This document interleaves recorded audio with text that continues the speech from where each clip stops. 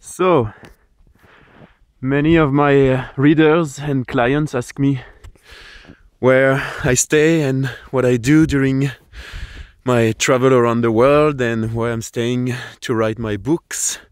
So today I'm showing you, it's a beautiful day to show you this environment. So I am in Canada, near Montreal. This is the house where I'm staying for part of the winter.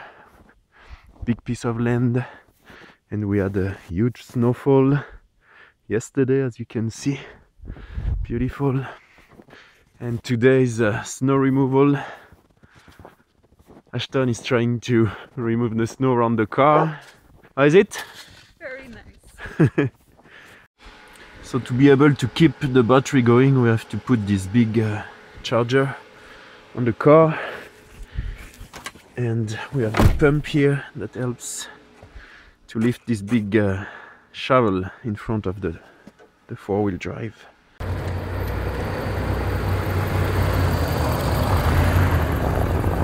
As you can see, there is a lot to do to be able to remove the snow.